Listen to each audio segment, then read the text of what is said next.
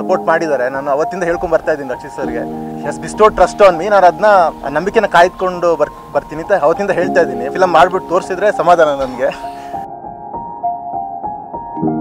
ಚಂದ್ರಜಿತ್ ಅವರ ಬರವಣಿಗೆ ಏನಿದೆ ಎಲ್ಲರೂ ಕೈಯಲ್ಲಿ ಬರೆಯೋಕ್ಕಾಗಲ್ಲ. ಆ ಥರ ಅವ್ರದ್ದೇ ಒಂದು ಸ್ಟೈಲ್ ಇದೆ. ಪ್ರತಿ ಹಂತದಲ್ಲೂ ಸಿನಿಮಾ ನೋಡ್ಕೊಂಡು ಬಂದಿದ್ದೀನಿ. ಎಡಿಟಿಂಗ್ ಸ್ಟೇಜಲ್ಲೂ ಒಂದು 2-3 ಸಲ ನೋಡಿದ್ದೀನಿ. ಮೊನ್ನೆ ಪ್ರೀಮಿಯರಲ್ಲಿ ನೋಡಿದೆ. ಬಟ್ ಇವತ್ತು ನನಗೆ ನೋಡಬೇಕಾದ್ರೆ ಒಂದು ಸಿಕ್ಕಂತಹ ಒಂದು ಅನುಭವ ಇದೆಯಲ್ಲ, ಅದು ಖುಷಿ ಇದೆಯಲ್ವ, ಅದು ಸಮಥಿಂಗ್ ಎಲ್ಸ್.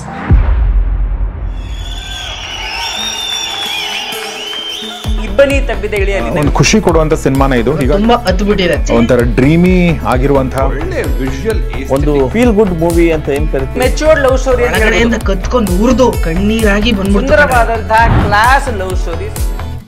ಅದೇ ಫಸ್ಟ್ ಟೈಮ್ ನಾನು ಅವಳನ್ನ ನೋಡಿದ್ದು. It could be one of the milestones I could feel in 2024. Awesome ಅಂತ ಹೇಳ್ತೀನಿ, ಒಳ್ಳೆ magic ಇದ್ದಂಗಿತ್ತು. One of the best movies. This is a movie to experience with emotions. Pure love ಅಂದ್ರೆ ಏನು ಅಂತ ತೋರಿಸಿದ್ದಾರೆ. Indeed dreamy ಆಗಿತ್ತು. That acting is so good. Flying in the air ತರ ಇದೆ movie. It's like a magic. Brilliant. It's well connected to us and with lot of tears at the end of the time. ಆ ಪ್ರೀತಿ ಅಲೆ ಏನಿದೆಯಲ್ಲ ಅದನ್ನ ತುಂಬಾ ಚೆನ್ನಾಗಿ capture ಮಾಡಿದ್ದಾರೆ. Honestly, my heart is melted. ನಿಜ ಲವ್ ಇದ್ರೆ ದೇವರನ್ನ ಕಣ್ಣ ನೀರು ಬರ್ತವೆ. It's one of the most watch ಅಂತ ಹೇಳ್ತೀನಿ. ಹೆಸರು ಕೇಳಿದಾಗಲೇ ಏನೋ ಒಂದು ಫೀಲ್ ಬಂದಿತ್ತು.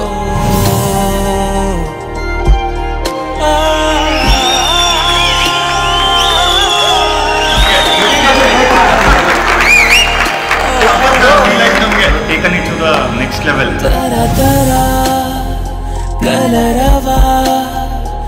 ಅರಿಯದ ಆಲೋಚನೆ ತಿಳಿಯದೆ ಜರುಗಿದೆ ಏನೋ ಆಕರ್ಷಣೆ ತಾನೇ ತೇಲಿ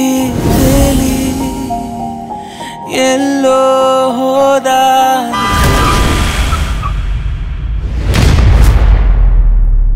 ಎಲ್ಲ ಅವಾರ್ಡ್ಸ್ ಇವರು 3 ಜನ ತಗೊಂಡು ಹೋಗ್ತಾರೆ ಅಂತ ನನ್ನ ನಂಬಿಕೆ.